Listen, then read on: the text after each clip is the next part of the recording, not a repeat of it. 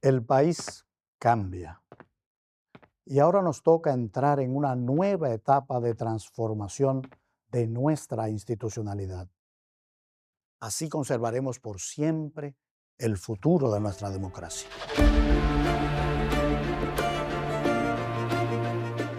Pero antes debemos entender cómo hemos llegado hasta aquí, porque un pueblo que no conoce su historia está condenado a repetirla.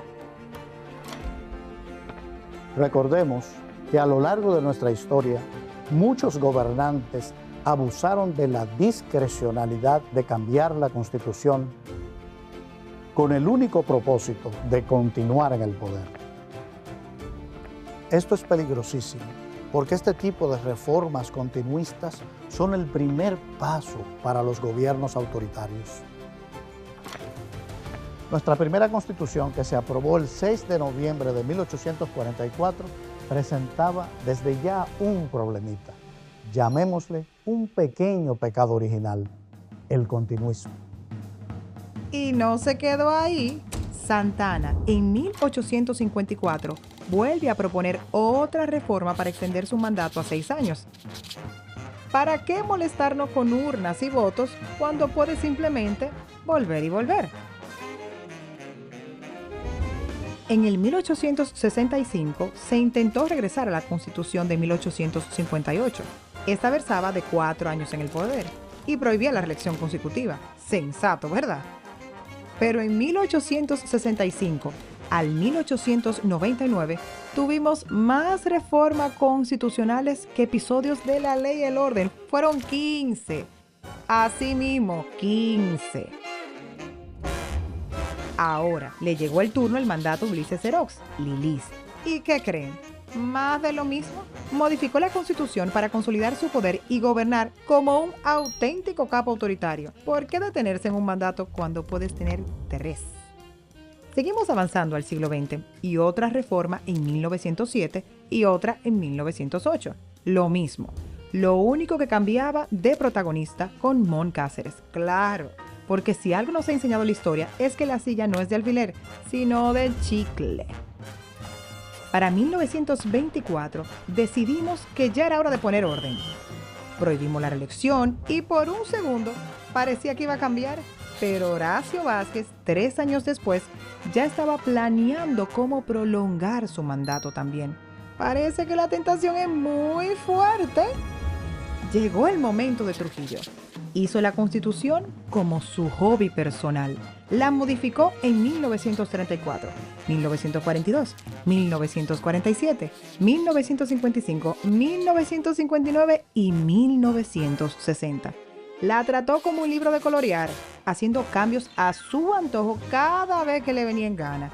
Como un chef, sazonaba, solo que con reelección y autoritarismo, y así gobernó por 31 años. ¿Y qué es el continuismo? Bueno, es una forma elegante de decir me quiero quedar aquí y me da igual lo que digan las reglas. Esa práctica se remonta al artículo 206 de esa primera Constitución de San Cristóbal, que decía lo siguiente: El ciudadano en quien recaiga la elección del soberano Congreso Constituyente para la presidencia de la República Dominicana conservará su cargo durante 2 períodos constitucionales consecutivos. ¿En serio? ¿2 períodos consecutivos sin elecciones? Desde el primer día ya estábamos tratando de quedarnos en el poder sin más. Queremos sanar el cuerpo jurídico de la República Dominicana de la terrible enfermedad del continuismo. No se trata de una lucha en contra de los políticos del presente o incluso los del pasado, sino una lucha contra una terrible práctica que afecta a casi todos nuestros presidentes. Queremos llegar a tener un país donde la gente sienta estabilidad política, un sistema donde no importa qué tanto te guste la oficina, tienes que dejarla limpia para el próximo que llegue. Y esta práctica de aquí en adelante esperamos sea la norma y no la excepción. Porque los frecuentes cambios de las reglas de postulación, elección y permanencia del presidente de la República genera inestabilidad y reduce la confianza en la democracia del pueblo dominicano. Hola, mi nombre es Pedro Montilla, soy abogado, temporalmente subconsultor jurídico del Poder Ejecutivo y docente de Derecho Constitucional y Derecho Público en general. Mi nombre es Antoliano Peralta Romero, abogado. Mi nombre es Andrés Astacio, soy abogado de profesión. En la actualidad trabajo como superintendente de electricidad de la República Dominicana. Una reforma constitucional es el procedimiento mediante el cual podemos introducir cambios en la Constitución de la República. En un momento determinado, cada generación ha aportado su perspectiva de cómo debe de ser el futuro del país. Digamos que del nacimiento de la República se han llevado a cabo 39, 40 reformas.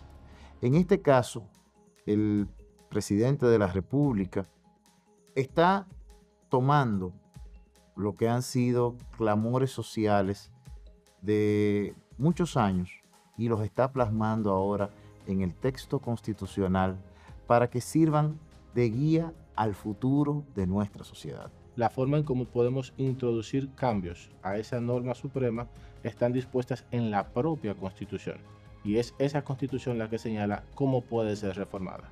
La reforma constitucional es entonces el conjunto de procedimientos, de pasos, para que los poderes del Estado puedan acometer esos cambios a esa norma suprema o jerárquicamente superior. Nuestra propuesta de reforma constitucional tiene 4 pilares básicos.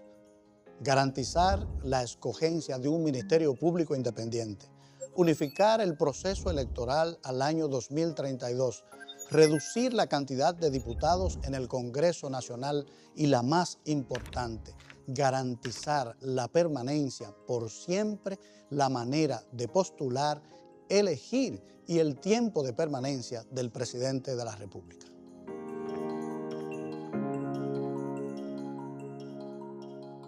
Uno de los grandes reclamos de nuestra sociedad en los últimos años es garantizar la independencia del Ministerio Público a los fines de que haya siempre una efectiva lucha contra la impunidad y que ésta no esté condicionada a los vaivenes políticos.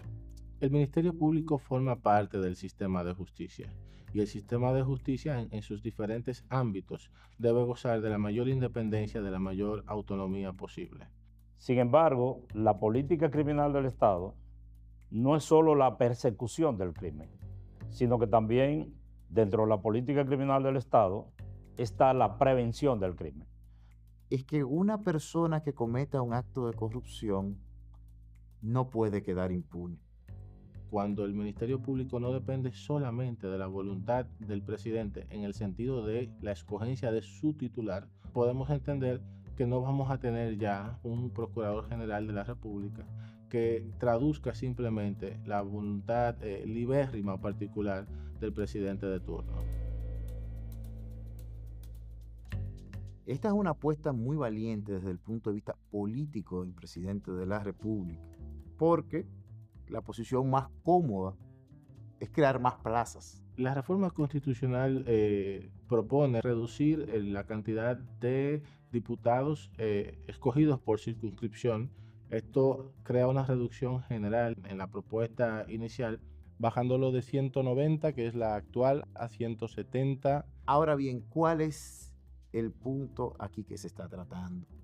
Es de la eficiencia que debe de tener el órgano a los fines de poder satisfacer en tiempo y calidad los requerimientos de la población. Esto no cambia las reglas de elección proporcional. Cada provincia seguiría teniendo al menos 2 diputados, pero modifica el tamaño de las circunscripciones. Y esto a los fines de obtener una solución equilibrada entre la eficiencia que buscamos, pero también de garantizar la representatividad de cada ciudadano en la Cámara.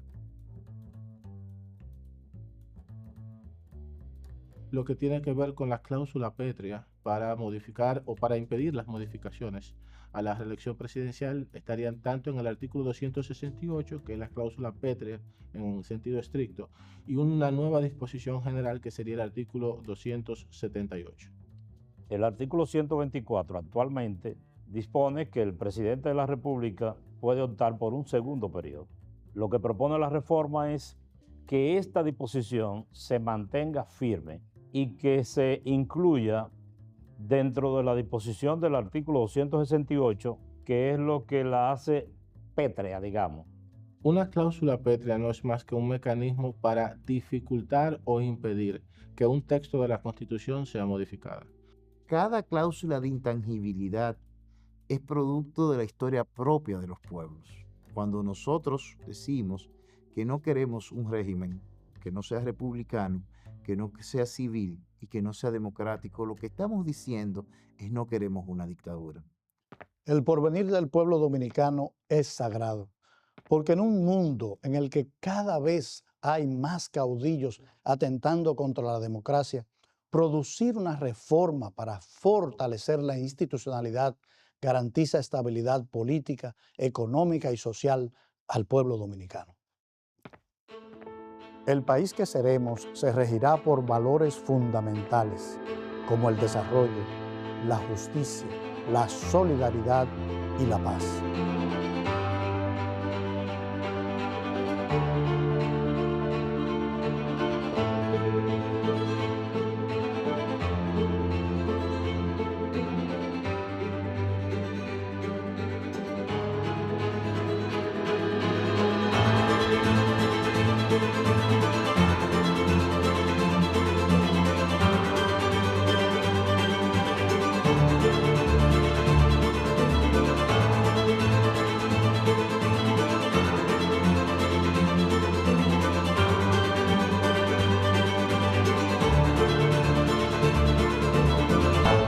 Estos serán valores que promoverán la unidad y el progreso del pueblo dominicano.